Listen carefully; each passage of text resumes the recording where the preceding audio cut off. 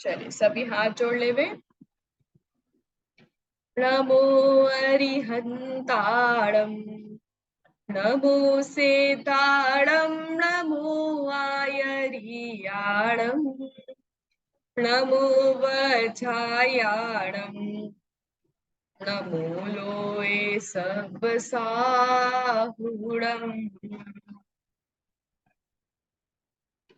महाकवि धनंजय द्वारा रचित विशापाहारी स्तोत्र, जिस पर हम सभी की चर्चा चल रही है और जिसके हमने अब तक 11 श्लोक पढ़ लिए हैं, है ना। और 12वें श्लोक की चर्चा हम सभी को करनी है। पूरे एक हफ्ते के बाद मिलते हैं, इसलिए रिवीजन करना जरूरी हो जाता है ताकि आगे पाठ पीछे सपाट ना हो। इस वजह से रिवीजन करना थोड़ा सा जरूरी हो जाता है। तो हम एक बार सामान्य तरीके से श्लोक और अर्थ देखेंगे और संस्कृत श्लोक का पाठ भी करेंगे ताकि हमको वो याद भी होते जाए। ठीक है, और उसके बाद हम रिवीजन करते हुए 12वें श्लोक की ओर बढ़ेंगे। चलिए, सबसे पहला श्लोक है जिसमें बताया है, हे भगवान आप ही हम सबके शरण हैं। स्वात्मे स्थितः सर्वगतः समस्त व्यापार वेदी विनिवृत्त संग प्रवृत्त कालोप्य जरो वरेण्य पायात् अपायात् पुरुषः पुराणः। क्या कहा यहाँ पर, हे भगवान आप सारे जगत को जानते हुए भी आप अपनी आत्मा में ही स्थित रहते हो। आप सारे जगत को देखते हुए भी आप स्वयं को ही देखते हो। आप जितने भी संसार के कार्य होते हैं, व्यापार आदि, उन सबको जानते हुए भी आप उन सब से कैसे हो निवृत्त हो, परिग्रह से रहित हो। आप अनंत काल रहने वाले हो, फिर भी आपका कभी बुढ़ापा नहीं आता। ऐसे ही आदि पुरुष, पुराण पुरुष, आदिनाथ भगवान हम सबकी इस संसार से रक्षा करिए। ठीक है, इस संसार के नाश, इस संसार से हम सबकी रक्षा करिए। ठीक है, अगले श्लोक में हमने पढ़ा था, ये भगवान आप कैसे हैं, अचिंत्य योग्य हैं। परैर्चिन्त्यं युगभारमेका स्तोतुं वहन् योगिभिरप्यशक्यः स्तुत्योद्यमे सौ वृषभो न भानु किमप्रवेशे विशति प्रदीपः। ठीक है, क्या कहा, हे आदिनाथ भगवान आप दूसरों के द्वारा चिंतन में आने योग्य नहीं है। आपने इस पूरे जगत के अर्थात कर्म भूमि के भार को आपने स्वयं अकेला ही ढोया हुआ है।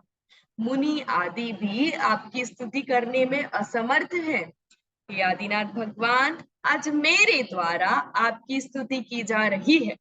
इतनी सामर्थ्य नहीं है, लेकिन जहां पर सूर्य प्रवेश नहीं कर सकता वहां पे दीपक तो अवश्य प्रवेश कर सकता है। उसी प्रकार मेरे में इतनी सामर्थ्य नहीं है, लेकिन जितनी भी सामर्थ्य है उतनी सामर्थ्य को लेकर के मैं आपकी भक्ति तो कर ही सकता हूँ। ठीक है, अगले श्लोक में हमने पढ़ा था, आप कैसे हैं, आप स्तुत्य हैं, अर्थात आप स्तुति के योग्य हैं, आपकी स्तुति की जा सकती है। आप पूज्य हैं, अर्थात आप पूजा के योग्य हैं। तत्याज शक्रः शकनाभिमानम् नाहं त्यजामि स्तवनानुबन्धम् स्वल्पेन बोधेन ततोऽधिकार्थम् वातायनेनैव निरूपयामि। क्या कहा, हे आदिनाथ भगवान इंद्रों ने भी आपकी भक्ति करने का जो संकल्प लिया था, या जिस अभिमान में वे रहते थे कि हमसे अच्छी भगवान की भक्ति कोई कर ही नहीं सकता, उस अभिमान को इंद्रों ने भी त्याग दिया है। लेकिन हे आदिनाथ भगवान मैंने तो आपकी भक्ति करने का ठान रखा है। मैं आपकी भक्ति करने का विचार का त्याग नहीं करूंगा। मैं तो आपकी स्तुति करूंगा ही। मुझ में अल्प बुद्धि है तो कोई बात नहीं, जैसे एक छोटी सी खिड़की होती है उस खिड़की से हम अधिक से अधिक बाहर का नजारा तो देख ही सकते हैं अपने प्रयास पूर्वक। वैसे ही अपनी छोटी सी अल्प बुद्धि से मैं अधिक से अधिक प्रयास करके आपके अधिक से अधिक गुणों का वर्णन करने की कोशिश करूंगा। ठीक है, इसलिए आप कैसे हैं, स्तुत्य हैं। ठीक है, उसके बाद हम बढ़े थे चौथे श्लोक की ओर। यहाँ पर क्या बताया है, आप वचन के अगोचर। कैसे हो आप, वचन वचन के अगोचर हो। आप में इतने अधिक गुण हैं कि हमारे वचनों में, हमारी रसना इंद्रिय में इतनी सामर्थ्य ही नहीं है कि आपके एक एक गुणों का वर्णन कर सके वह। ठीक है, इसलिए आप वचन अगोचर है। त्वं विश्व दृष्ट्वा सकलैर्दृश्यो विद्वान् शेषं निखिलैर्वेद्यः वक्तुं कियान् कीदृशेत्य शक्यः स्तुतिस्ततो शक्ति कथा तवास्तु। क्या कहा, आप कैसे हैं, आप पूरे जगत को जानने वाले हैं। ठीक है, लेकिन सारे जगत के द्वारा आप जानने में आने वाले नहीं हैं। आप पूरे जगत को देखते हो, लेकिन पूरे जगत के द्वारा आप देखे जाते नहीं हो। ठीक है, आप कैसे हो, आप कितने स्वभाव वाले, आप कैसे हो, कितने गुण आप में पाए जाते हैं, आपका क्या स्वभाव है, यह कहने में मैं कैसा हूं, असमर्थ हूं। ठीक है, और यह जो मैं कहने में असमर्थ हूं ना, असामर्थ्यता है मेरी, वही असामर्थ्यता मेरी आपके प्रति भक्ति है कि आप में कितने अधिक गुण पाए जाते हैं भगवान, कितने अधिक गुण पाए जाते हैं कि मैं तो वर्णन ही नहीं कर पा रहा। तो ये भी एक भगवान की स्तुति करने का एक रूप हुआ कि नहीं हुआ। इसलिए यह हमारी, जैसे हम कहीं पर अपनी किसी के सामने हमें हम अपनी गलती स्वीकार कर लेते हैं या हम अपनी कोई कमी स्वीकार करते हैं, है ना, तो वो एक हमारे गुणों का ही वर्णन होता है। ठीक है, कि कितना गुणवान है कि इसने अपने से ही अपनी गलती स्वीकार कर ली। इस रूप से सामने वाले का भी बहुमान बढ़ता है कि नहीं बढ़ता, कि अरे ये तो कितने अच्छे इंसान है, इनके सामने तो मैं अपना दोष स्वीकार कर सकता हूँ, कितने बहुमान वाले प्राणी है ये, होता है कि नहीं। वैसे ही जिनेन्द्र देव के सामने, तीन लोक के सामने स्तुति नहीं कर सकने की जो सामर्थ्य है ना, जो असामर्थ्य है ना, उस असामर्थ्यता को स्वीकारना ही भगवान मेरी आपके प्रति भक्ति है कि आप कितने पूज्य हो, कितने पूज्य हो भगवान। ठीक है, बहुत प्रिय श्लोक है मेरा, इसमें तो जितना कहा जाए उतना कम है। चलिए हम आगे बढ़ते हैं। आगे हम बढ़ते हैं पांचवें श्लोक की तरफ। यहाँ पर हमने पढ़ा था, हे भगवान आप कैसे हैं, निस्वार्थ बाल वैद्य है आप, आपका किसी से कोई स्वार्थ छिपा हुआ नहीं है। ठीक है, स्वार्थ रूपी जो भावना थी ना, उसका भी नाश हो गया है, जो राग था ना, उसका भी नाश हो गया है। इसलिए तो आप वीतरागी कहलाते हैं, और आप वीतरागी कहलाते हैं तो आपका स्वार्थ किसी चीज में छिपा हो, यह बात तो असंभव सी है। ठीक है, इसलिए हे आदिनाथ भगवान आप हम सब के बाल वैद्य तो है ही, हम सभी अज्ञानी जीवों का इलाज करने वाले तो आप है ही, लेकिन आप निस्वार्थ भावना से सभी प्राणियों का इलाज करते हैं। आपका किसी से कोई भी स्वार्थ छिपा हुआ नहीं है। व्यापीडितं बालमेवात्म दोषैर्हृल्लाघतां लोकमवापि पस्त्वं हितान्वेषणमाने भाजा सर्वस्य जन्तोरसि बालवैद्यः। क्या कहा, हे आदिनाथ भगवान, जितने भी हम सब प्राणी है ना, हम सब जीव है, अज्ञानी जीव है, संसारी जीव है, वे सब अपने ही दोषों की वजह से पीड़ित हैं। अपने स्वयं के दोषों के कारण वे संसार से पीड़ित हैं, दुखी हैं। ठीक है, और ऐसी दुखता में, ऐसी दुखियारी में हे आदिनाथ भगवान आप ही हम सबके शरण के योग्य हैं। और कैसे शरण के योग्य है कि आप हम सबको निरोग बनाने वाले हैं, आप हम सभी के जो रोग है उसका नाश करने वाले हैं। मिथ्यात्व का नाश करने वाले हैं। आपने हमको मिथ्यात्व के नाश करने की विधि बताई कि नहीं बताई? मोह राग द्वेष के नाश करने की विधि बताई कि नहीं? 8 कर्मों के नाश करने की विधि बताई कि नहीं बताई? बताई ना। तो ऐसे ही इसलिए हे भगवान, आप हमको इस संसार से पार उतारने वाले हो। जो हमको 8 कर्म रूपी बीमारी है, अज्ञान रूपी बीमारी है, मिथ्यात्व रूपी बीमारी है, इन सारी बीमारियों का इलाज आपने हमको बताया है। हे आदिनाथ भगवान, आप हित और अहित का अन्वेषण करने वाले हो, हित और अहित को बताने वाले हो। हे आदिनाथ भगवान, आप सभी पूरी जनता के लिए, पूरी प्राणियों के लिए आप बाल वैद्य हैं। ठीक है। फिर हम बढ़े थे 6वें श्लोक की तरफ, जहां पर बताया था, हे आदिनाथ भगवान, आप कैसे हैं? शीघ्र फल प्रदाता है, आप जल्दी से फल को देने वाले हैं। आप हम सबको, आपके भक्त गणों को अटकाने वाले नहीं है। दाता न हर्ता दिवसं विवस्व, नद्यश्व इत्यच्युत दर्शिताशा, सव्याजमेवं गम्यत शब्दः, क्षणेन दत्सेऽभिमतं नताय। क्या कहा? हे आदिनाथ भगवान, जितने भी प्राणी जगत में देखे जाते हैं, वे प्रातः काल उठ करके, नहा धो करके, अपना लोटा लेकर के सूर्य भगवान को जल अर्पण करते हैं। वे इस भावना से जल अर्पण करते हैं कि सूर्य भगवान उनकी चाही हुई कामना को पूरा करेंगे, उनकी अभिलाषा को पूरा करेंगे। पर क्या होता है कि वे सूर्य देव उनकी इच्छाओं की पूर्ति कर ही नहीं पाते। वे कपट स्वरूप आज कल परसों नरसों से टालम टाल करते रहते हैं, जिससे दिनों दिन बीतते जाते हैं। ठीक है। और वे अपने भक्तों की अभिलाषा पूर्ण कर ही नहीं पाते। क्यों नहीं कर पाते? क्योंकि वे ना देने में समर्थ है कुछ भी, और ना ही कुछ भी लेने में समर्थ है। ठीक है। लेकिन हे आदिनाथ भगवान, आप कैसे हैं? आप क्षण मात्र में ही अपने भक्त गणों की अभिलाषा को पूर्ण करने वाले हैं। जो भी जीव आपके सामने नतमस्तक होकर आता है, आपकी विनय पूर्वक आपके सामने आपकी भक्ति करता है, आपके सामने अपने दोषों को स्वीकार करता है, आप उसको क्षण मात्र में ही उसके फल, उसको उसकी मनचाही वस्तु प्रदान कर देते हैं, उसकी अभिलाषा पूर्ण कर देते हैं।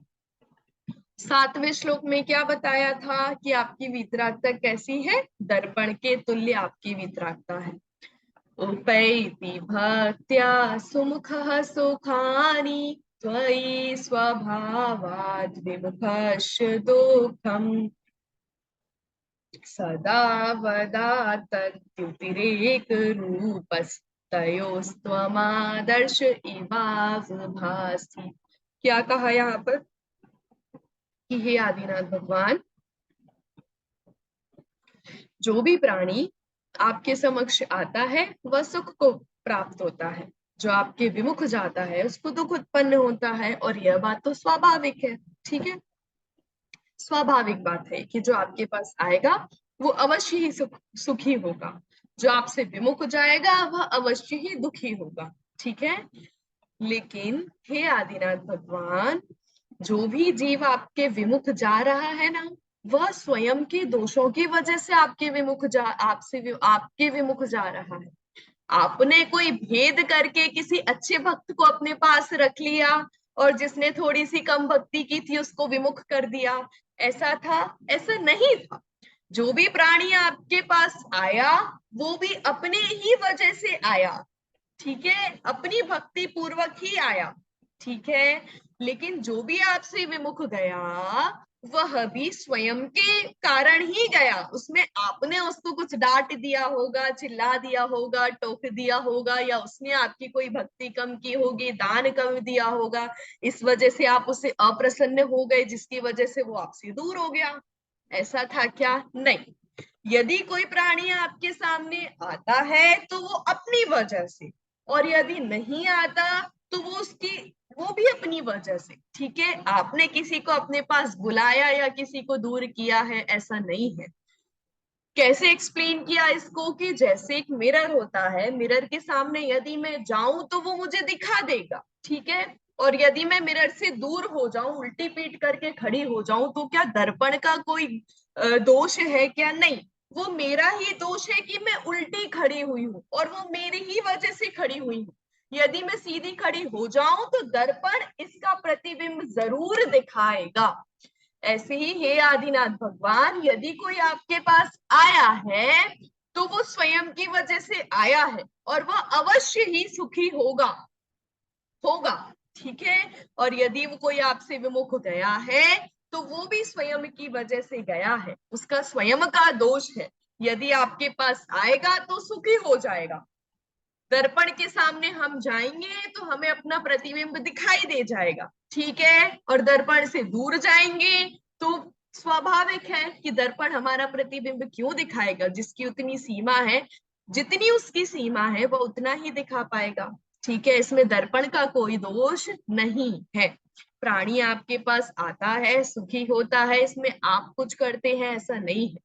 प्राणी आपसे दूर जाता है, वह दुखी होता है, उसमें भी आप कुछ करते हैं ऐसा भी नहीं। आप तो दर्पण के समान सदा ही कांति युक्त रहते हैं, आपका ज्ञान सदा ही प्रकाशमान होता रहता है। आप सारे लोगों को एक साथ एक समय में जानते हैं, स्पष्ट रूप से जानते हैं, वीतरागी होकर जानते हैं, आप रागी होकर नहीं जानते। आप अपने भक्तों का अच्छा करते हैं, जो आपके भक्त नहीं है उनका बुरा करते हैं, ऐसा नहीं है, ठीक है। आया समझ में? इसलिए आपकी वितरागता कैसी है? दर्पण के समान आपकी वितरागता मानी गई। 8वें श्लोक में हम बढ़ते हैं। 8वें श्लोक में क्या कहा? आदिनाथ भगवान आप कैसे हैं? सर्वव्यापी हैं, आप सारे जगत में व्याप्त हैं। कहीं पर आप व्याप्त नहीं है, या कहीं आपको नहीं जाना जा रहा है, या ऐसी कोई जगह है जो आपके ज्ञान में नहीं झलक रही है, ऐसा नहीं है। आप ज्ञान की अपेक्षा सभी जगह व्याप्त हैं। कौन कौन व्याप्त है? आदिनाथ भगवान। आदिनाथ भगवान। आदिनाथ भगवान ही क्यों व्याप्त है? महावीर भगवान कहीं व्याप्त नहीं है क्या? व्याप्त है। तो फिर उनका नाम क्यों नहीं लिया? उनसे कोई बुराई है क्या? हाँ, स्त्रोत आदिनाथ भगवान का है। बहुत सुंदर। इस स्तोत्र में किसकी चर्चा की गई है? आदिनाथ भगवान की, तो आदिनाथ भगवान का ही नाम लेंगे, ठीक है। लेकिन हमको जब समझना है तो हमको सारे ही तीर्थंकरों का, सभी भगवान का समझना है, किसी एक भगवान को लेकर नहीं चलना है। क्योंकि मुख्यतया स्तुति भक्ति आदि में जो स्पेशल मुक्ति भक्ति आदि होती है उसमें किसी एक की चर्चा होती है, इसलिए आदिनाथ भगवान को मुख्य लेकर यहाँ चल रहे हैं। लेकिन जितने भी गुण यहाँ पर बता रहे हैं ना, वे सारे ही तीर्थंकरों को लेकर चलना, ठीक है। चलिए, अब आदिनाथ भगवान यहाँ पर सब जगह व्याप्त है, यह कैसे एक्सप्लेन किया? अगाध ताब्देशयतः पयोधिर् मेरोषितुंगा प्रकृतिः स यत्र द्यावा पृथिव्योः प्रथुता तथैव व्यापत्वदीया भुवनान्तराणि। क्या कहा? चलिए, इस पर बहुत अच्छे से हम सभी ने आराम से 2-3 क्लासेस लेकर के चर्चा की थी। कोई यदि समझाएगा तो बहुत अच्छी बात है, नहीं तो फिर अपन ही समझ के फिर आगे बढ़ेंगे। चलिए, कोई समझाएगा क्या यहाँ पर? 8वां, 9वां, 10वां और 11वां, ये चारों श्लोक अब यहाँ से आप सबको ही समझाने हैं, ठीक है। बहुत अच्छे से हमने आगे के श्लोकों की चर्चा की थी, आराम से टाइम लेकर, बहुत अच्छे से समझकर। कोई समझाएगा यहाँ पर? हाँ, जूही आंटी जी समझाइए, सभी ध्यान से सुनिएगा। हाँ। समुद्र की गहराई वही है जहाँ समुद्र है। हम्म। सुमेरु पर्वत की ऊंचाई वही है जहाँ पर सुमेरु पर्वत है। हम्म। और आकाश और पृथ्वी की गहराई विशालता वही है जहाँ वह आकाश और पृथ्वी है। पर आदिनाथ भगवान सब जगह व्याप्त है, मतलब भुवन लोक में भी और अलोकाकाश में भी सब जगह व्याप्त है। ठीक है, हाँ, बहुत अच्छा। और ठीक है, एक तो ये सामान्य सा अर्थ हो गया, उसके बाद और क्या चर्चा की थी हमने? समुद्र कैसा होता है? गहराई वाला होता है। ठीक है, उसकी गहराई को कैसे आदिनाथ भगवान से माप किया? धैर्य वृत्ति से उनकी। धैर्य वृत्ति से। बहुत सुंदर। और सुमेरु पर्वत की ऊंचाई का माप आदिनाथ भगवान से कैसे किया? ऊंचे परिणामों से। उच्च परिणामों से, विशुद्ध परिणामों से। बहुत सुंदर। और पृथ्वी आकाश की जो गुण है, उसका माप आदिनाथ भगवान से कैसे किया? हृदय की विशालता या धैर्य वृत्ति। हाँ, क्या वापस? उनके हृदय की विशालता धैर्य वृत्ति से। बहुत सुंदर। उनकी हृदय की विशालता, अदैन्य वृत्ति। ठीक है, क्या कहा? हे आदिनाथ भगवान, आप जैसे समुद्र की गहराई जितनी होती है ना, उसकी गहराई उतनी ही उसी के पास है जहां पर समुद्र है। ठीक है, सुमेरु पर्वत है, उसकी ऊंचाई भी उसी के पास उतनी जितनी है, वो उतनी ऊंचाई उसके स्वयं के पास है। ठीक है, आकाश और पृथ्वी है, उसकी व्यापकता भी उन्हीं के पास है। ठीक है, उन्हीं के पास है। वैसे ही हे आदिनाथ भगवान, आपकी जो धैर्य वृत्ति है ना, वह कैसी है? समुद्र के समान आपकी धैर्य वृत्ति है। अति गंभीर, अति विशाल, अति गहराई पूर्ण आपकी धैर्य वृत्ति है। आपके परिणामों की उच्चता सुमेरु पर्वत से भी बहुत बढ़कर आपके परिणामों की विशुद्धता है। ठीक है, और व्यापकता, आपकी व्यापकता कैसी है कि आप सबको अपना बना लेते हैं। आप किसी को कोई छोड़ देते हैं, किसी से कोई भेदभाव करते हैं, ऐसा नहीं है। जो भी आपके समक्ष आपको शरण मानकर आपके पास आता है, आप सबको स्वीकार कर लेते हैं। आप बड़े दिल वाले हैं, आप बड़े हृदय वाले हैं। ठीक है, ऐसे ही आदिनाथ भगवान, इसलिए आपके इन गुणों की वजह से आप पूरे जगत में व्याप्त हैं। कोई भी यदि धैर्य वृत्ति की बात करेगा तो क्या कहेगा? अरे धैर्य वृत्ति हो तो आदिनाथ भगवान जैसी। ठीक है, कोई कहेगा अरे विशुद्ध परिणाम हो, शुद्ध परिणाम हो तो कैसे? अरे आदिनाथ भगवान जैसे शुद्ध परिणाम होने चाहिए। अरे तुम तो किसी को अपना ही नहीं पा रहे हो। यदि अपनाना है, बड़ा दिल रखना है, तो किसके जैसे बड़ा हृदय रखो? आदिनाथ भगवान जैसे। ठीक है, एक गुण की वजह से जो कोई पर्सन है, कोई व्यक्ति है, वह एक गुण की वजह से पूरे जगत में जाना जाता है। ठीक है, आप भी अपने अपने गांव में, अपने अपने शहर में रहते होंगे, वहां भी बहुत अच्छे गुण वाला कोई तो व्यक्ति होगा। ठीक है, तो वह उस गुण से उस व्यक्ति की पहचान होती है कि नहीं होती? होती है, देखी भी जाती है। कम देखी जाती है लोक में, पर देखी जाती है। वैसे ही यहाँ पर गुणों की वजह से, गुणों से ही आदिनाथ भगवान सब जगह व्याप्त है। पहला अर्थ यहाँ पर ये निकाला था। दूसरा अर्थ ये निकाला था कि यदि हम समुद्र के समान आदिनाथ भगवान को मान रहे हैं, मेरु पर्वत के समान आदिनाथ भगवान को मान रहे हैं, आकाश और पृथ्वी के समान आदिनाथ भगवान को मान रहे हैं, तो ये तो हमारी हमारी बड़ी भूल है। ये हमारी भूल है। कोई ये सब इनके समान आदिनाथ भगवान को बता करके आदिनाथ भगवान के कोई बहुत अधिक गुणों का वर्णन कर रहे हो, या कोई बहुत भक्ति भाव से उनकी स्तुति कर रहे हो, ऐसा नहीं है। ये तो हमारी ही भूल है। क्यों भूल है? क्योंकि ये वस्तुएं तो कैसी हैं? उपमा देने जाने वाली है, उपमा दी जाती है इनकी। ठीक है, लेकिन आदिनाथ भगवान तो अनुपम है। इनकी तो, इन तीनों वस्तुओं, चारों वस्तुओं की तो कुछ ना कुछ तो सीमा है। हाँ, बड़े रूप में सीमा है, लेकिन सीमा तो है ना, ये भी सीमित तो है कि नहीं? लेकिन आदिनाथ भगवान, आपके गुण असीमित हैं, तो सीमित वस्तु से असीमित गुणों का कंपैरिजन हम कैसे करेंगे? ठीक है, इसलिए ये तो हमारी बड़ी भूल है कि हम आपको समुद्र के समान, मेरु पर्वत के समान या आकाश पृथ्वी के समान मान रहे हैं। तो ठीक है, चलिए बढ़ते हैं 9वें श्लोक की तरफ। यहाँ पर क्या बताया? हे आदिनाथ भगवान, आप कैसे हैं? यथार्थ वस्तु प्रतिपादक है। जो वस्तु जैसी है उसको ज्यों का त्यों बताने वाले आप हैं, प्रतिपादन करने वाले आप हैं। आप कैसे हैं? हितोपदेशी हैं। जो आपकी हितोपदेशिता है ना, उसी का वर्णन इस श्लोक में किया गया है।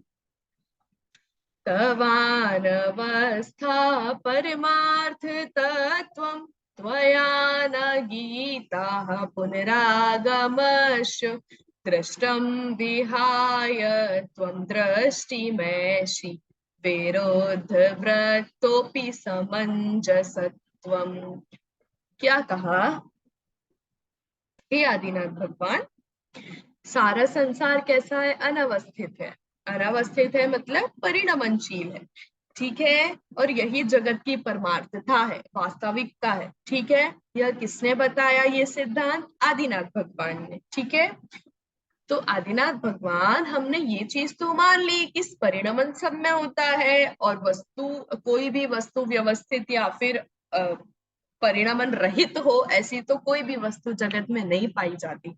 परिणमन सब में पाया जाता है, ठीक है। ठीक है, ये वाला सिद्धांत आपने हमको समझाया, बताया, और हमने सुना और समझा। पर अब मेरा आपसे ये प्रश्न है कि सिद्ध भगवान में भी परिणमन होता होगा? उन्होंने बोला हाँ अवश्य होता है। तो फिर हमने पूछा कि उनका परिणमन हमको दिखाई क्यों नहीं देता? पहला क्वेश्चन। और दिखाई नहीं देता मतलब वो हमको कोई संसार में वापस आए हुए तो दिखते नहीं है, तो हमको तो यही लगेगा कि उनका दिखाई क्यों नहीं देता परिणमन। आपने तो बोला परिणमन होता है, पर हमको क्यों नहीं दिखाई दे रहा? क्योंकि वे तो एक बार गए सिद्धशिला में, तो वे वापस संसार में आए ही नहीं। और संसार में नहीं आए तो हम कैसे देखें कि उनमें परिणमन हुआ है? ठीक है। तो ये जो सिद्ध भगवान का वापस संसार में आने का जो परिणमन है, इस परिणमन का तो आपने गीत गाया ही नहीं, अर्थात हमको इसके बारे में को तो कुछ बताया ही नहीं है। इससे हमें तो ये समझ में आ रहा है कि सिद्ध भगवान में परिणमन नहीं होता। और जब हमने ये माना, तो आपने जो हमको सिद्धांत बताया कि सभी द्रव्यों में परिणमन होता है, तो यह सिद्धांत तो झुठला गया कि नहीं? झूठा सिद्ध हुआ कि नहीं? आ रहा है ना समझ में आपको? ठीक है। तो यहाँ पर आदिनाथ भगवान कह रहे हैं कि सिद्ध कैसे बनते हैं, पहले तुम इसकी विधि तो जानो। तुम्हें पता है सिद्ध कैसे बनते हैं? बोलते हाँ। तो कहते बताओ। तो कहते 8 कर्मों का नाश करके सिद्ध अवस्था प्राप्त हो जाती है, ठीक है। तो सिद्ध अवस्था जब 8 कर्मों के नाश से प्राप्त होने वाली जो अवस्था है, वो सिद्ध अवस्था कहलाती है, ठीक है। अब उससे पूछा कि तुम्हें पता है संसार का कारण क्यों है, तुम संसार में घूम रहे हो? तो बोलता है हाँ। तो कहते क्या? कि कहते कर्म, कि कर्मों की वजह से मैं संसार में घूम रहा हूं। तो फिर पुनः आदिनाथ भगवान कहते हैं कि यही तो बात है ना, कि संसार में रह रहे हैं तो ये कर्मों के कारण रह रहे हैं, और जिसने कर्मों का नाश कर दिया है तो वो तो मोक्ष चला गया। अब जब उन्होंने 8 कर्मों का नाश कर ही दिया है, तो वे संसार में पुनः क्यों आएंगे? उनके कर्मों का बंधन की जो परंपरा थी वो तो वहीं टूट गई, तो वे वापस संसार में क्यों आएंगे? इसलिए सिद्ध भगवान का संसार में आकर के परिणमन होता हो ऐसा नहीं है। उनका तो सिद्ध अवस्था में ही परिणमन होता है। उनका भी अगुरु लघुत्व गुण के निमित्त से, उसके रूप से उनका परिणमन होता है। इसका मतलब क्या हुआ कि परिणमन तो सभी द्रव्यों में होता ही होता है। यह जैन धर्म का परमार्थ तत्व है, अटूट सिद्धांत है, और हम सबको भी इसको स्वीकार करना चाहिए। फिर आगे की 2 लाइन में क्या कहा? दृष्टम विहाय त्वम दृष्टिमेषि विरुद्ध वृत्तोपि समंजसत्वम। हे भगवान, जो प्रत्यक्ष दिखाई दे रहा है उसको तो आप लेना नहीं चाह रहे हो, ठीक है। और जो अप्रत्यक्ष है, जो सिद्ध अवस्था देखी नहीं जाती, हमसे को दिखाई नहीं दे रही, हमारे प्रत्यक्षदर्शी नहीं है, और उसको आप पाना चाहते हो, तो यह तो बड़ी ही विरुद्ध बात है, बड़ी ही मूर्खतापूर्ण बात है कि जो सामने वस्तु रखी है उसको नहीं स्वीकारना। चक्रवर्ती जैसा महान सम्राट, पूरी धन संपदा सामने विद्यमान है, वो तो आपको स्वीकार नहीं है। किसको मिलता है आज के टाइम में इतना धन? किसी को नहीं। पर आपको मिला है तो आप स्वीकार ही नहीं कर रहे। हमको तो चाहिए ही नहीं है, हमको तो सिद्ध बनना है, हमको तो वीतरागी बनना है, हमको तो वहां सुख मिलेगा। तो क्या बोलते हैं, तो बड़ी ही विरुद्ध बात है, बड़ी ही मूर्खतापूर्ण बात है। जो सामने सुख दिख रहा है वो सुख तो नहीं चाहिए, ठीक है। और जो सुख नहीं दिख रहा है, सिर्फ सुना है कि यहाँ सुख मिलता है और वो उस अवस्था को प्राप्त करना है, ये तो विरुद्ध बात है। तो कहते हैं कि हमने इसको, इन दोनों विरुद्ध बातों को बहुत ही सामंजस्य बिठाकर समझा है। हमने बहुत ही अच्छे से, बहुत ही योग्य पूर्वक हमने इसको अच्छे से हमारे गुरुओं से सुन करके, पढ़ करके, समझ करके हमने भी इस चीज को समझा है। कह रहे क्या कि ये जो सामने सुख दिखाई दे रहा है, यह तो क्षणिक सुख है, इंद्रिय सुख है। आज मिलेगा, कल मिलेगा नहीं। आज मिला है, कल उसका नाश हो जाएगा। लेकिन जो अप्रत्यक्ष सुख हमको दिख रहा है ना, जो हमको दिखाई नहीं दे रहा लेकिन हम बोल रहे हैं सिद्धावस्था में सुख है, वह कैसा है? अतीन्द्रिय सुख है, हमेशा रहने वाला सुख है, शाश्वत है। ठीक है, वहां पर इन इंद्रियों के माध्यम से कोई सुख प्राप्त होता हो ऐसा नहीं है। वहां तो सिर्फ हाथ पर हाथ रखकर अपने आत्मा का ही आनंद लेना है, जो आनंद कैसा है? शाश्वत है। लेकिन यदि मैं प्रत्यक्ष सुख की ओर देखूंगा तो यह तो मुझे अपनी इंद्रियों से ग्रहण करना पड़ेगा, और यहाँ पर यदि एक भी इंद्रिय गड़बड़ाई तो उस रूप सुख तो हमको मिल ही नहीं पाएगा। उस इंद्रिय का जो विषय है, उस विषय सुख रूप तो हमको मिल ही नहीं पाएगा। दिन ब दिन हमारी इंद्रियां शिथिल होती जा रही है, तो सुख में भी कमी आती जा रही है। और ये तो कर्म भूमि है, तो यहाँ पे तुम जितना कार्य करोगे उतना सुख भोगोगे। ठीक है, तो वह कार्य करके जो सुख मिल रहा है वह वास्तविक सुख है क्या? नहीं, कार्य करने में भी तो दुख ही हो रहा है कि नहीं। इसलिए ये जो सामने प्रत्यक्ष दिख रहा है वह तो इंद्रिय सुख है, क्षणिक है, त्याग करने योग्य है। लेकिन जो अप्रत्यक्ष हमको दिखाई देता है, जो हमारे लिए अप्रत्यक्ष है, वह शाश्वत सुख है, हमेशा रहने वाला है, अतीन्द्रिय सुख है। इसलिए मुझे तो अतीन्द्रिय सुख की ही प्राप्ति करनी है। जो सामने दिख रहा है उसको तो आपने सुख नहीं बताया, जो नहीं दिख रहा है उसको सुख बताया। इसीलिए आप कैसे हैं? यथार्थ वस्तु प्रतिपादक है। जो सामने दिखाई दे रहा है उसको ही सुख बता दिया हो ऐसा नहीं है। आपने हमको जगत की वास्तविकता बताई है, इसलिए आपको यथार्थ वस्तु प्रतिपादक की उपमा यहाँ पर दी गई। 10वें श्लोक की ओर बढ़ते हैं। हाँ, यहाँ पर क्या बताया? हे आदिनाथ भगवान, आप कैसे हैं? आप काम विजयी हैं। आप काम रूपी जो वासना है ना, जो इस संसार का मुख्य कारण है, जो तीव्रता से संसार के प्राणियों में पाई जाती है, जिसकी वजह से घोर कर्मों का बंधन होता है, ऐसा जो काम है, उस काम के भी आप कैसे हैं? विजेता हैं। आपने उस काम को भी जीत लिया है। ठीक है, ये वाली बात यहाँ पर बताई। स्मरः सोदग्धो भवतैव तस्मिन् उद्धूलितात्मा यदि नाम शंभु अशेत वृंदोपहतोऽपि विष्णु किं गृह्यते येन भवान् जागः। यहाँ पर क्या कहा? स्मरा मतलब काम। ठीक है, तो ऐसी जो काम है, इस काम का आपने बहुत अच्छी तरीके से नाश कर दिया है। किसने? आदिनाथ भगवान ने। ठीक है, और क्या कहा कि आपने इसका नाश कर दिया है, ठीक है। पर हमने तो देखा है, और ऐसे कहा भी जाता है कि जो शिव जी हैं उन्होंने भी तो काम का नाश किया था। तो कहते हैं कि ठीक है, हम मान सकते हैं, पर उन्होंने भी बाद में पार्वती जी की जो साधना थी, उस साधना से प्रसन्न होकर उन्होंने भी उनसे विवाह कर लिया था और अपनी पूरा परिवार बसाया था। ठीक है, और फिर विवाह करने के बाद वे इतने कामोत्तेजक हो गए कि उन्होंने अपना आधा शरीर ही स्त्री रूप कर लिया। तो उनको हम काम के विजेता कैसे कहेंगे? ठीक है, और फिर कहते हैं कि जो विष्णु है, विष्णु जी ने भी तो काम को जीत लिया था। तो कहते हैं किसने कहा जीता था? उन्होंने भी तो बाद में वृंदा नामक स्त्री से विवाह करके उन्होंने भी अपना पूरा परिवार बसाया था। वंद्रा नामक स्त्री के साथ अशेत शयन करके उन्होंने भी अपना पूरा परिवार बसाया था। ठीक है। तो ये जो आप दोनों चीजों के बारे में बोलते हो, शिव जी या विष्णु के बारे में, कि इन्होंने भी काम को जीता, तो बताओ, हम तो आपको प्रत्यक्ष उनकी घटना बता रहे हैं, आपको कहीं लग रहा है कि उन्होंने काम को जीता है? नहीं। तो फिर कैसे उनको काम विजेता कह दें? लेकिन आपके यदि अंतर में जाते हैं भगवान, तो आपने तो सचमुच काम को जीत लिया है। कैसे जीता है? कि आप कैसे रहे काम के प्रति भवान जाग, आप काम के प्रति जागरूक रहे। आप काम रूपी जो वासना है उसको आपने अपने पास भटकने ही नहीं दिया, और ऐसा नाश किया कि वह दोबारा आपके पास आ ही नहीं पाई। कौन? काम रूपी वासना। ठीक है। इसलिए कि काम रूपी वासना आपके पास ना आ जाए, आपको भी वापस वही बीमारी ना हो जाए जिससे आप संसार में भ्रमण करने लगो, इसलिए उसके प्रति आप कैसे थे? जागृत थे, कि आप वापस काम निद्रा में नहीं सो जाओ। इसलिए आप जागृत थे काम निद्रा के प्रति, और आप जागृत थे इसलिए आपने काम को जीत लिया है।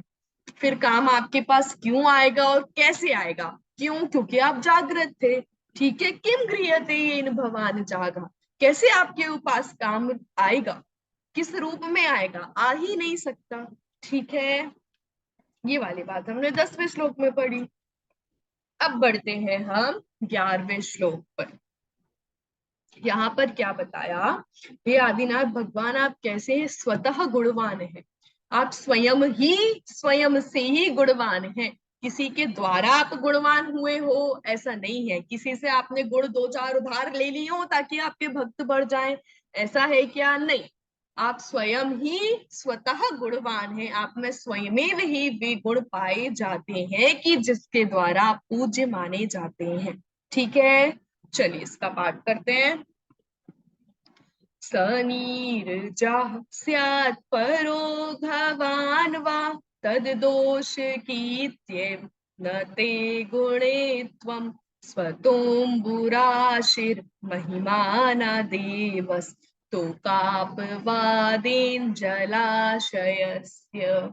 आप इसको ऐसे भी पढ़ सकते हो, ना देवस्तोक। ठीक है। देवस, देव व के साथ भी सा पढ़ सकते हो, और नहीं तो स्तोकापवादीन ऐसा भी पढ़ सकते हो। ठीक है। दोनों सही है। सनीरजाः स्याद् परो घवान् वा तद्दोष कीर्त्येव न ते गुणे त्वं स्वतोऽम्बुराशिर्महिमानदेवस्तोकापवादेन जलाशयस्य।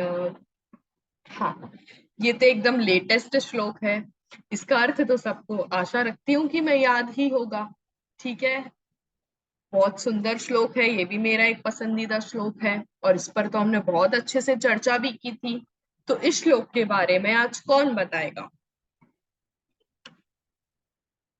लोक नीति भी बहुत अच्छी समाहित है इस श्लोक में, इसके बारे में कौन बताएगा? नहीं, जूही आंटी जी के अलावा।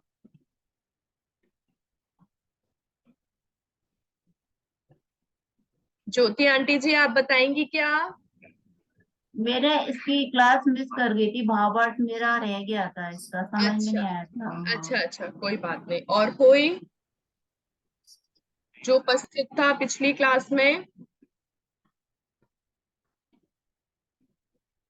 मैं बोलूं? हाँ, बताइए बताइए सपना आंटी जी। थोड़ा सा मिस हुआ है पर ट्राई कर रही हूँ थोड़ा हाँ बहुत। बिल्कुल, हाँ बिल्कुल। इसमें आदिनाथ भगवान के गुणों की स्तुति की गई है कि ये बताया गया कि भगवान आप इतने गुणवान हैं, मतलब आप में इतने गुण हैं कि हम उनका किसी से तुलना करके वर्णन नहीं कर सकते। आपके गुण ही उसके लिए, जैसे कि मतलब किसी और के जैसे हम अन्य देवी देवताओं के दोष बताकर आपके हम गुणों की तुलना नहीं कर सकते, या हम ऐसा नहीं कह सकते कि हम उनके दोष बताएं तब आपके गुणों की हम महिमा कर सकते हैं। आप स्वयं भी गुणवान हैं। जैसे कि समुद्र की विशालता का वर्णन हम छोटे जल स्रोतों के मतलब कोई छोटे जल स्रोत को देख के समुद्र की विशालता का वर्णन नहीं कर सकते, क्योंकि समुद्र तो स्वयं ही बहुत विशाल है। बहुत सुंदर, एक बार तालियां बजाएंगे हम। बहुत सुंदर। यहाँ पर क्या बताया है कि हाँ, कि हे आदिनाथ भगवान, आप तो स्वयं गुणवान है ही, आप में स्वयं ही अनेक गुण पाए जाते हैं जिसकी वजह से आप पूज्य कहलाते हैं। ठीक है, लेकिन आपके सामने मैं अन्य किसी दूसरे देवों की निंदा करूं आपके सामने, अरे ये तो ऐसे हैं, अरे इनको तो डर लगता है, अरे ये तो ये हथियार लेकर खड़े हुए हैं, अरे ये पैदल नहीं चल सकते क्या, अरे इनके पास तो वाहन है, अरे इनको कैसे पूज्यमान है। ऐसी निंदा कर आपके सामने यदि मैं अन्य देवों की निंदा करूं, इससे आपके गुणों की वृद्धि हो, आपके गुणों का बहुमान हो, या ये मेरी एक स्तुति करने का जरिया हो दूसरों की निंदा करके, तो यह ऐसा नहीं है। ठीक है, आप में तो स्वयं ही इतने गुण हैं कि आपके गुणों से ही आपको मैं पूज्य मानता हूं और आपकी पूजन भक्ति कर सकता हूं। आपकी बहुमान लाने के लिए, आपके गुणों का वर्णन करने के लिए मुझे किसी अन्य देवी देवताओं की आपके सामने निंदा करने की जरूरत नहीं है।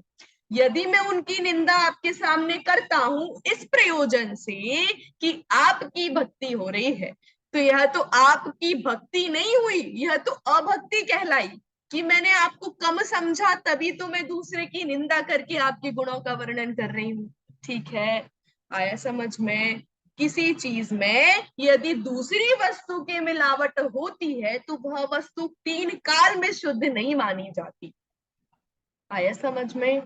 आ रहा है आपको समझ में? किसी दो वस्तु की मिलावट यदि हुई है मतलब वह अशुद्ध है। अशुद्ध क्यों है? क्योंकि उसको पर की आवश्यकता पड़ी। ठीक है, हे आदिनाथ भगवान, आप तो स्वयं ही इतने गुणवान हैं कि मुझे पर की आपकी भक्ति करने के लिए किसी दूसरे की सहायता लेनी पड़े। अब वो सहायता अच्छे रूप में हो या बुरे रूप में हो, पर मुझे यदि दूसरे की सहायता आपकी भक्ति करने के लिए लेनी पड़ रही है तो वह मेरी अंतर मन से शुद्ध भक्ति कैसे कहलाएगी? इसका मतलब तो ये है कि आप में ही कुछ गुणों की कमी होगी। आ रहा है समझ में?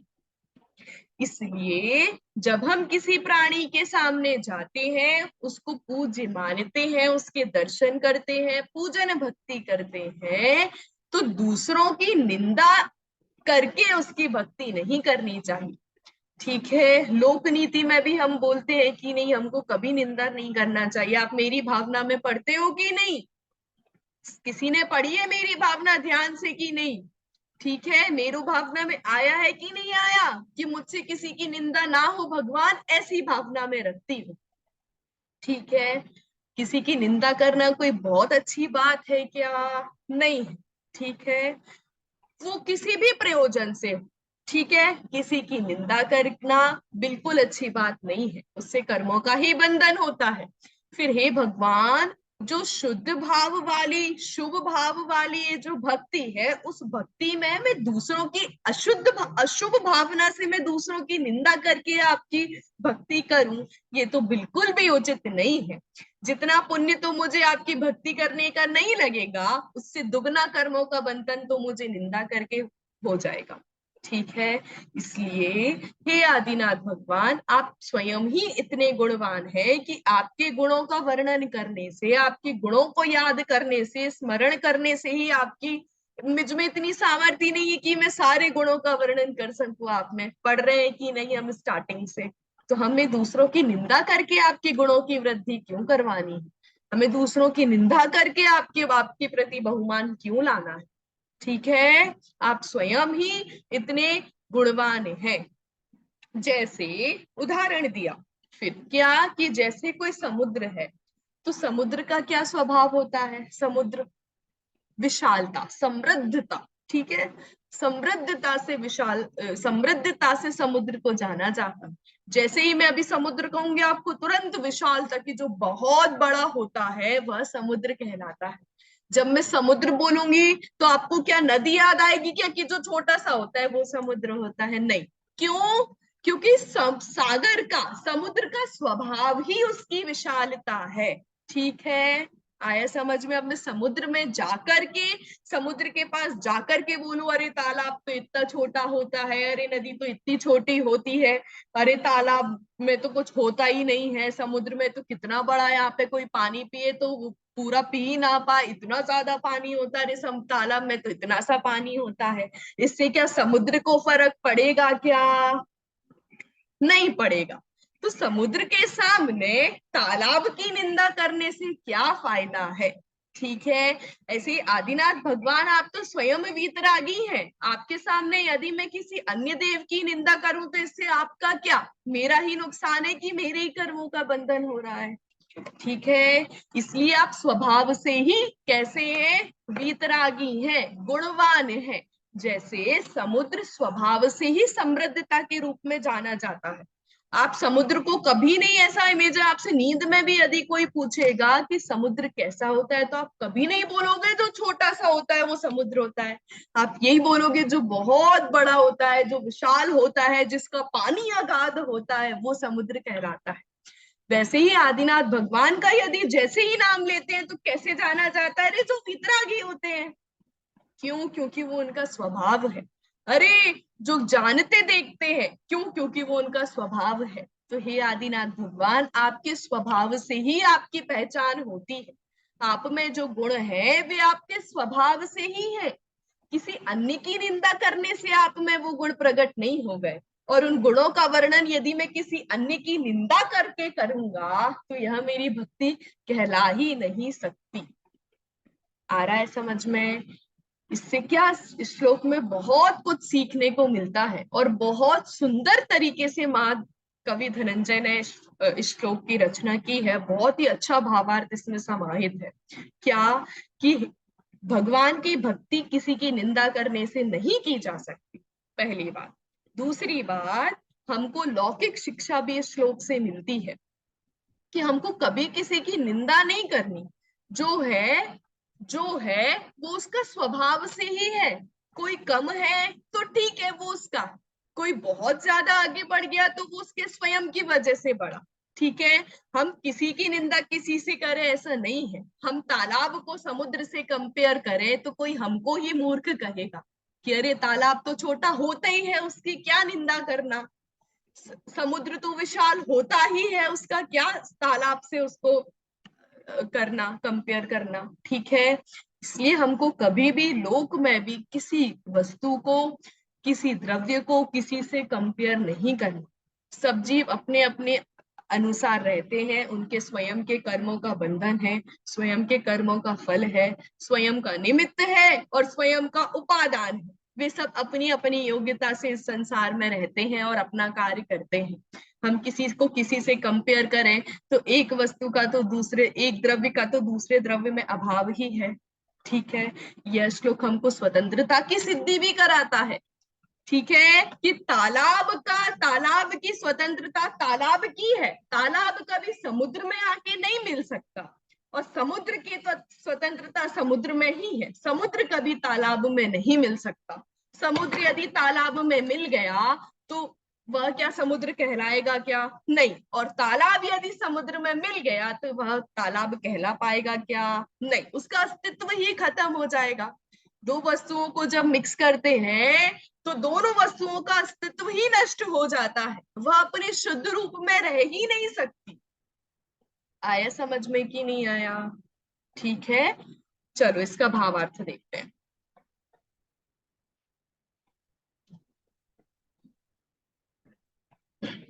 हे भगवान, इसका शाब्दिक अर्थ देखना है क्या कि भावार्थी देख के हम आगे बढ़े? जैसा आप लोग बोलो। शाब्दिक एक बार। चलिए, क्या बोला यहाँ पर? सनीरजः स्याद परोघवान वा तददोष कीतेव न ते गुणित्वम। क्या कहा? व। ठीक है। व मतलब अथवा, अथवा स, पहला शब्द स, वह ब्रह्मादि देवों का समूह। ठीक है। ब्रह्मादि देवों का समूह नीरजः पाप रहित। नीर मतलब पानी। पानी कैसा होता है? शुद्ध। तो नीरज, नीर के समान शुद्ध, पाप रहित। ठीक है। जो ब्रह्मादि देवों का समूह वह पाप रहित हो, ठीक है, पाप रहित हो, और अपरः दूसरा कोई देव हो, अघवान स्यात्, अघवान अघ मतलब पाप, तो वह पाप सहित हो, ठीक है, कोई भी देव हो, कोई ब्रह्मादि देवों में पाप रहित हो, और कोई और देव हो वे भले पाप सहित हो, ठीक है, तदोष की देव, क्या कहा, उनके दोषों के वर्णन करने मात्र से ही ते आपकी गुणित्वम न, गुण सहितता नहीं है। कोई भी देव हो वह पाप रहित हो या पाप सहित हो, ठीक है, पाप रहित हो या पाप सहित हो, कितने भी दोष उन देवों में पाए जाते हैं, यदि उनके दोषों का वर्णन करते रहेंगे तो इससे ऑटोमेटिकली आपकी भक्ति हो जाएगी या आपके गुणों का वर्णन हो जाएगा, तो ऐसा नहीं है, ना गुणित्वम नहीं हो सकता, ठीक है, मैं खूब निंदा करूं किसी की, बहुत ज्यादा निंदा ही निंदा करूं, ठीक है, और इससे ये सिद्ध हो जाए कि मुझ में वो गुण पाया जाता है, तो यह संभव है क्या? नहीं संभव है। दूसरों की निंदा करने से किसी और के गुणों की बहुतता होती है, बहुलता होती है, वृद्धि होती है, सहितता होती है, यह असंभव सी बात है, ठीक है, मतलब क्या कि गुणों का वर्णन करना है तो गुणों का वर्णन ही करो, ठीक है, निंदा करने से गुणों का वर्णन हो जाएगा ऐसा नहीं, आपको अपने गुणों के आपको जिनेंद्र भगवान के गुणों का वर्णन आपको उनके गुणों को बखान करने से ही होगा, किसी की निंदा करने से उनकी बहुलता हो ऐसा नहीं है। देव, हे देव, अंबुराशे, समुद्र की महिमा विशालता स्वतः स्यात्, स्वभाव से होती है, जलाशय से, तालाब के, स्तोकापवाद में न, छोटा है, ऐसी निंदा करने से नहीं हो। आया समझ में? समुद्र के सामने में जाकर खूब बड़बड़ाऊं, अरे तालाब तो ऐसा है, अरे सारी नदियां ऐसे ही है, ठीक है, खूब बड़बड़ाऊं, माथा ठोकूं, सब करूं, समुद्र को कोई फर्क पड़ेगा क्या?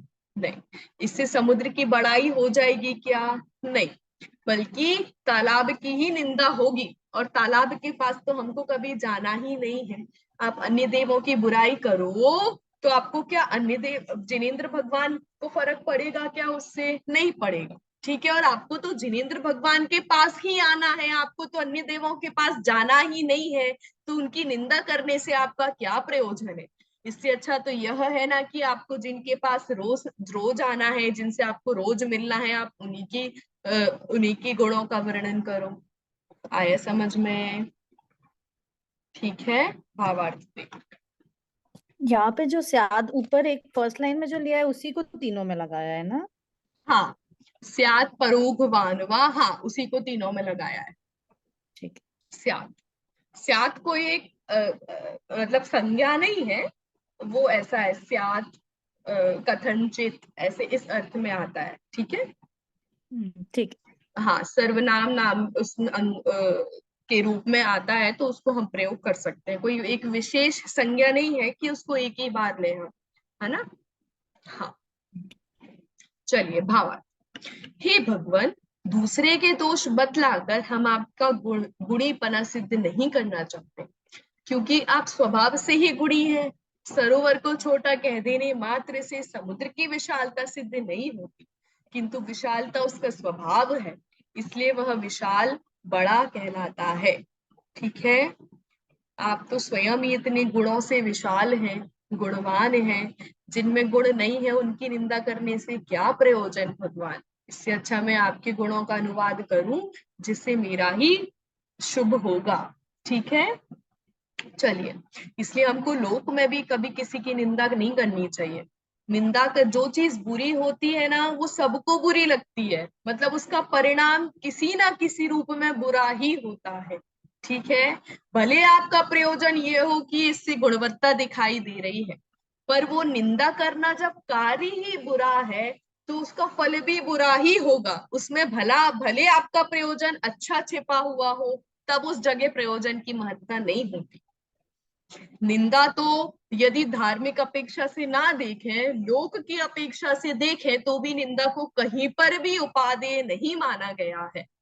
कोई कितना भी बड़ा, कोई कहीं का भी कवि हो, कोई कहीं का भी विद्वान हो, कितना प्राचीन विद्वान हो, कितना जाना माना हो, पर किसी ने भी कभी यह नहीं कहा कि निंदा करना चाहिए, कभी नहीं कहा। क्यों? क्योंकि वह तो लोक में ही हेय है, छोड़ने योग्य है। ठीक है, तो जो बुरे कार्य होते हैं उनका फल भी बुरा ही होता है, उसके पीछे प्रयोजन अच्छा हो वह मायने नहीं रखता। वैसे ही निंदा यदि हम करते हैं, उसके पीछे भले हमारा कितना भी अच्छा प्रयोजन हो, पर उसका फल हमेशा ही बुरा होता है, अशुभ होता है। इसलिए लोक में भी हमको कभी किसी की निंदा नहीं करनी है। ठीक है, चलिए, कभी किसी को किसी से कंपेयर नहीं करना है। सभी द्रव्य स्वतंत्र हैं, सभी का अपना 5 समवाय से जीव होता है कि नहीं होता, सभी का अपना परिणमन है, सभी के अपने निमित्त हैं, सभी की स्वयं की उपादेयता है, स्वयं की बुद्धि है, स्वयं के कर्म है। आप किसी का कुछ भी नहीं कर सकते, और कोई आपका भी कुछ नहीं कर सकता है। जब यह स्तोत्र, इस स्तोत्र के बारे में आप शांति से बैठकर सोचना, इतना व्यापक स्तोत्र है ये कि आप किसी भी तरीके से, मतलब किसी भी अपेक्षा से इसको सोचोगे ना, आपको बड़ा मजा आएगा। मजा आएगा मतलब ऐसा मजा आएगा कि आपको इतनी निर्भरता लगेगी अंदर में कि कितना प्यारा श्लोक महाकवि धनंजय ने इतनी आसानी से लिख दिया। इसमें सिर्फ स्तुति ही समाहित नहीं है, इसमें जैन धर्म के अनेक सिद्धांत समाहित है, इसमें लोक नीतियां समाहित है, इसमें स्वयं का जो करने योग्य कार्य है वह इस श्लोक में समाहित है। शांति से बैठकर आप इसका चिंतन करना। अगले हफ्ते मैं पूछूंगी कि आपको और आपने किस अपेक्षा से इस श्लोक के बारे में सोचा, आपको क्या निर्भरता आई इस श्लोक के बारे में सोच के, आपको कौन सा जैन धर्म का सिद्धांत नया इस श्लोक में समाहित मिला। ठीक है, आपका यही होमवर्क है। बहुत सुंदर श्लोक है जो धनंजय कवि ने कितनी आसानी से लिख दिया। चलिए इसका एक बार पद्यानुवाद पढ़ेंगे। पर को धार्मिक पापी कहने से कोई बड़ा नहीं होता, दोष कथन या यशोगान से भी कोई बड़ा नहीं होता। ज्यों समुद्र निज महिमा से गुण अगाधतादिक से युक्त, लघु तालाबों की निंदा से नहीं आप त्यों गुण संयुक्त। चलिए, समय तो अपना हो गया है, तो ये जो 12वें श्लोक की आज हमको जो चर्चा करनी थी, वो हम कल इस श्लोक को पढ़ करके इसका अर्थ देखेंगे, और कल सिर्फ हम इसी श्लोक पर चर्चा करेंगे, इसका भावार्थ, इसका शाब्दिक अर्थ और श्लोक का पठन। ठीक है, चलिए मिलते हैं फिर कल। आप सभी वापस एक बार पढ़कर आना, जितना याद हो सके उतना याद करना, समझना और सोचना। ठीक है, चलिए, जय जिनेंद्र। जय जय जय। श्री जय श्री